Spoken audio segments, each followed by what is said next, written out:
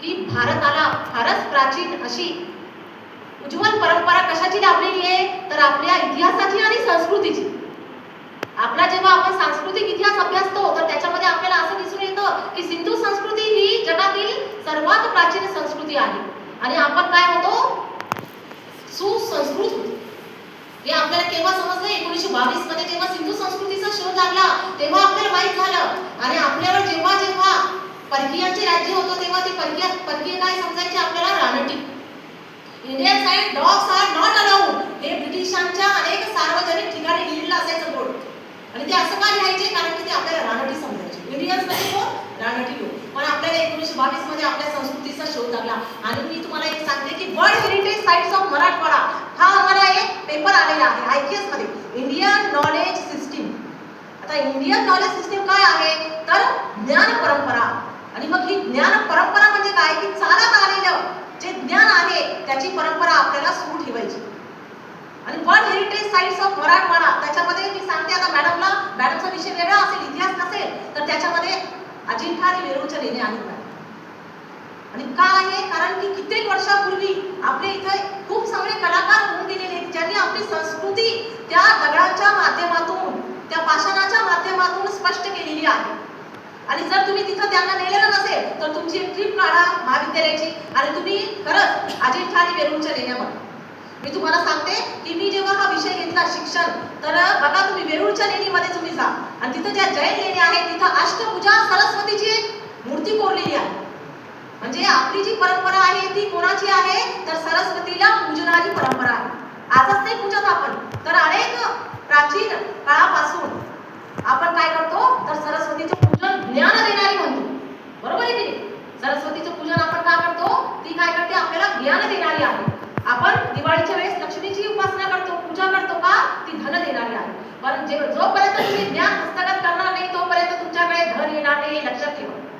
म्हणजे जेव्हा सरस्वती प्रसन्न असेल तेव्हा तुमच्यावर लक्ष्मीही प्रसन्न असेल. आणि म्हणून सर्वात महत्त्वाचं स्थान आपल्या जीवनामध्ये कशाचं आहे, ज्ञानाचं आहे, विद्येचं आहे.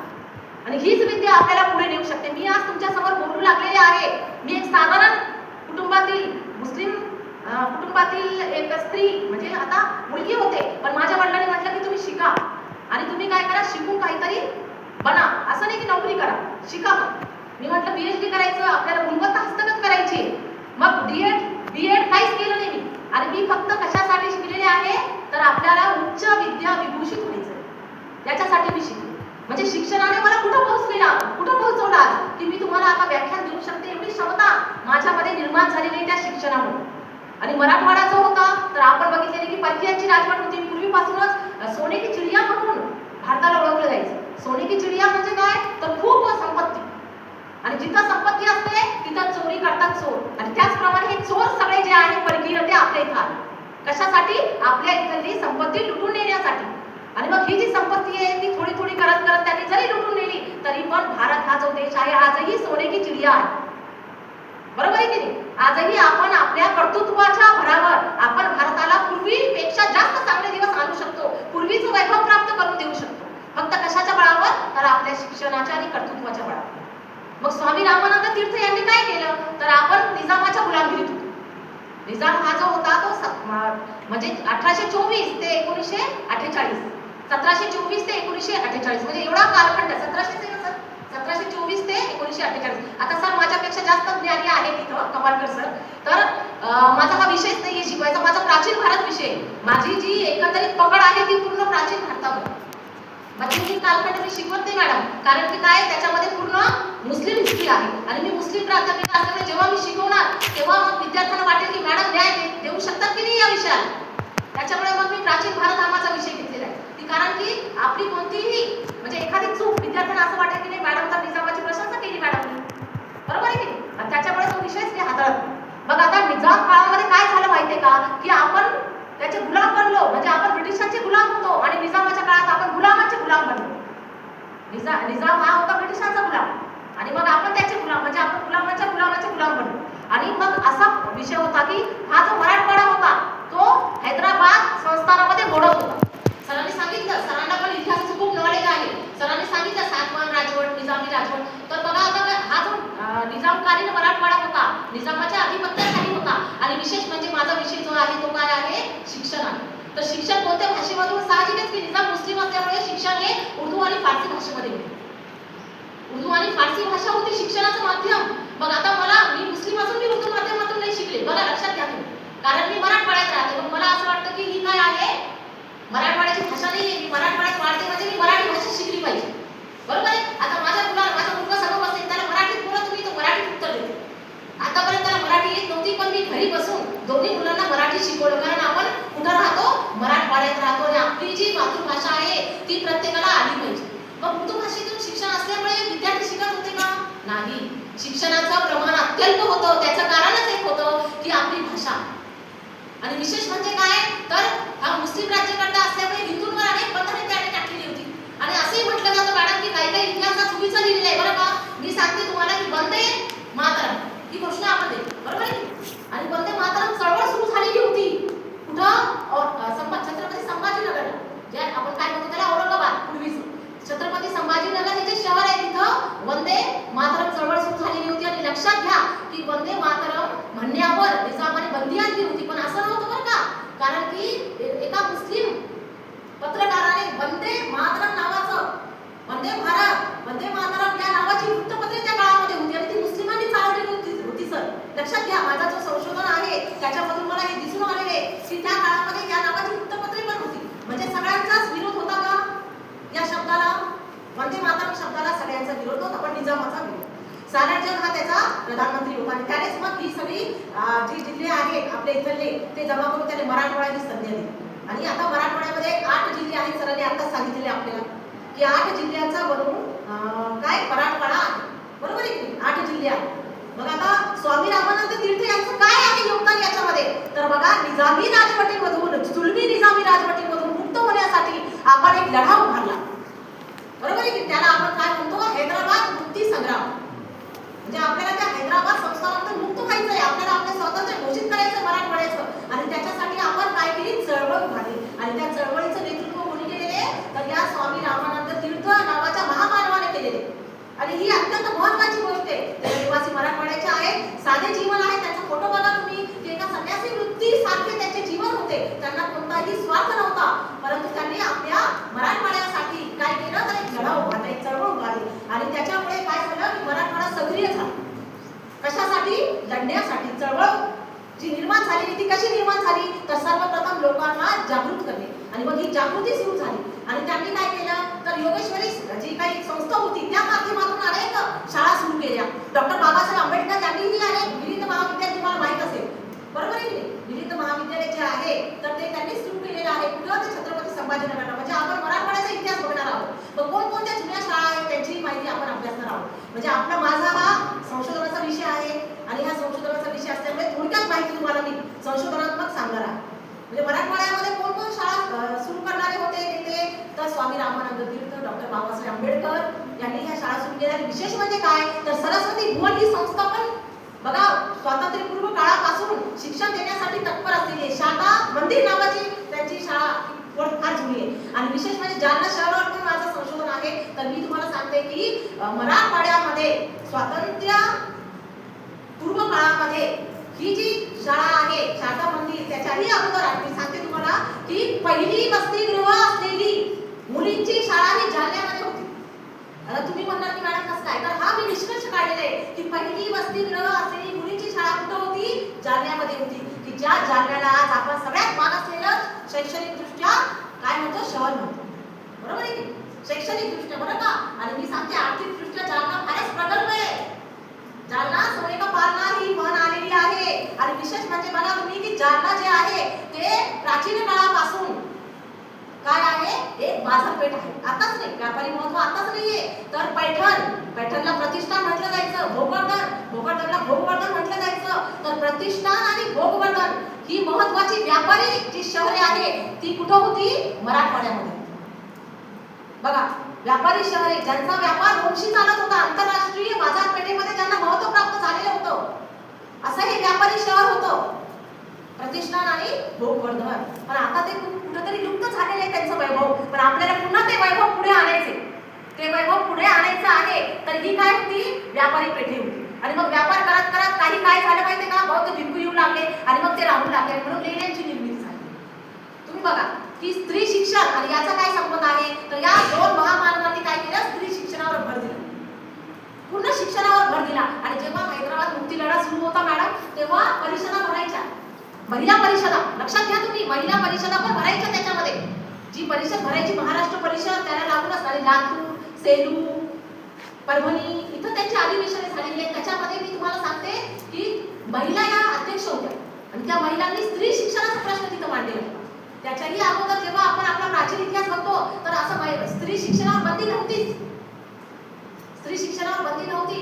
आणि ही स्त्री शिक्षणावर बंदी नव्हती कशामुळे आपल्याला दिसतं, कारण की त्या काळातील स्त्रियांची उल्लेख आलेले आहेत प्राचीन इतिहासामध्ये. गार्गी, लोपमुद्रा, पाला, मैत्रेयी यांचे उल्लेख आलेले, ह्या विद्वान स्त्रिया होत्या, म्हणजे स्त्रिया शिक्षण घेत होत्या. बरोबर आहे, नक्कीच आहे ना, स्त्रिया शिक्षण घेत होत्या. त्याच्यानंतर थेरी गाथा स्त्रियांनी लिहिलेल्या आहे. बौद्ध धर्म आपण जेव्हा बघतो त्या थेरी गाथा स्त्रियांनी लिहिलेल्या आहेत, म्हणजे स्त्रियांना किती स्थान होतं. त्या भिक्षुणी म्हणून पण त्या जीवन जगू शकत होत्या, म्हणजे त्यांना धर्मामध्ये पण धार्मिक महत्त्व होतं. पण नंतरच्या काळामध्ये ते लोक झालं, काय कारण असते त्याचे, कारण की परकीय आक्रमणापासून स्त्रिया या सुरक्षित राहिल्या पाहिजे, हा मुख्य उद्देश होता. त्याच्यामुळे मग स्त्रियांना घराबाहेरच पडून द्यायचं, मग त्यांनी शिक्षणच घ्यायचं नाही आणि मग त्या स्त्रियांच्या शिक्षणावर बंदी आली किंवा त्या स्त्रियांच्या शिक्षणाकडे दुर्लक्ष केले. परंतु अनेक महामानव झालेले, जसं मी सांगितलं स्वामी रामानंद तीर्थ, डॉक्टर आंबेडकर यांच्या पूर्वी अनेक महामानव होऊन गेले की ज्यांनी स्त्री शिक्षणाला चालना दिली. अनेक स्त्रियांवरील बंधने उठली. स्त्री जी होती, सती प्रथा होती, जरटकुमारी विवाह प्रथा होती, बहुविवाह प्रथा होती, बहुपत्नीत्व विवाह प्रथा होती आणि या अशा अनेक प्रथा होत्या. स्त्री शिक्षणावर बंदी होती. त्या बंदीमध्ये, त्या बंदिस्त जीवनामध्ये त्या जगत होत्या. परंतु महात्मा फुले आणि सावित्रीबाई फुले या दोघांनी काय केलं, तर आपल्या शैक्षणिक उद्धार केला.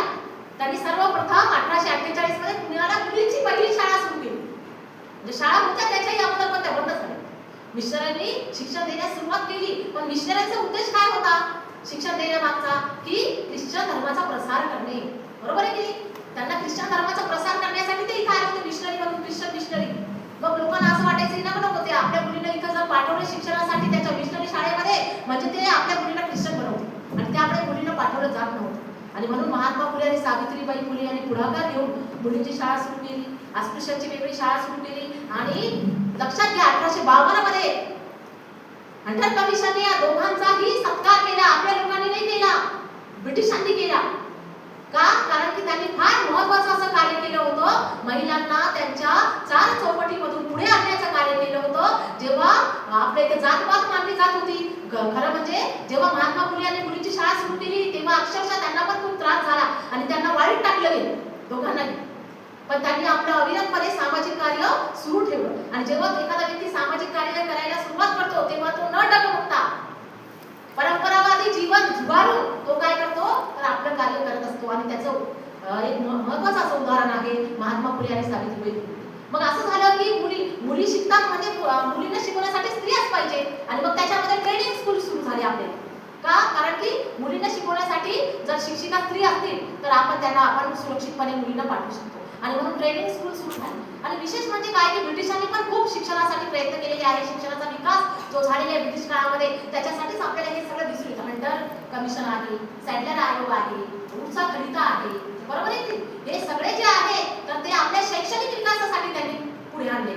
शैक्षणिक विकास व्हावा, समस्या काय आहे ते पण त्याच्यामध्ये मांडण्यात आलेले. म्हणजे ब्रिटिशांनीही आपल्या शैक्षणिक विकासासाठी फार महत्त्वाचं योगदान दिलं. मिशनरी शाळा जी पहिली 1898 मध्ये सुरू झालेली आहे, डग्लस गर्ल्स मुलींची शाळा आणि फ्रेझर बॉईज शाळा जी जालन्यामध्ये आहे ती 1898 ला सुरू झाली. लक्षात घ्या तुम्ही, स्वातंत्र्याच्या कितीतरी अगोदर आपल्या इथे शिक्षण दिलं जातं. पण तरी पण आपण मागासलेले आहोत शैक्षणिक दृष्ट्या. आणि सगळ्यात महत्त्वाचा मुद्दा असा आहे की मराठवाड्यातील शैक्षणिक विकास जेव्हा आपण अभ्यासतो तेव्हा 2 शहरे ही सगळ्यात जास्त मराठवाड्यामध्ये मागासलेली आहे शिक्षणाच्या बाबतीत, आणि ते म्हणजे कोण? जालना आणि बीड. हे लक्षात घ्या. म्हणजे मराठवाड्याचा शैक्षणिक विकास जो आहे तो आपण म्हणतो होतो, आता एवढ्या छान इन्स्टिट्यूट आहेत, एवढ्या छान संस्था आहेत, शाळा आहेत, परंतु विद्यार्थी काय करतात त्याचा लाभ घेत नाही. ही महत्त्वाची खंडाची बाब आहे. विद्यार्थी, मग त्याच्यामध्ये विद्यार्थिनी पण आहेत. शहरी भागापेक्षा ग्रामीण भागातील स्त्रियांचं शिक्षण घेण्याचं प्रमाण का कमी आहे? कारण की त्या आजही जास्त करून काय करतात, तर लहान भावांना सांभाळणे, शेती करणे यावर ते लक्ष देतात. आपण बघतो की आज बाहेरचे लोक येऊन इथे रोजगार हस्तगत करत आहे, परंतु आपले शेतकरी आत्महत्या करत आहेत. ही फार खिदाची गोष्ट आहे. आणि आत्महत्येचा सर एक आकडा आलेला आहे की किती एका वर्षामध्ये किती आत्महत्या होते आपल्याकडे.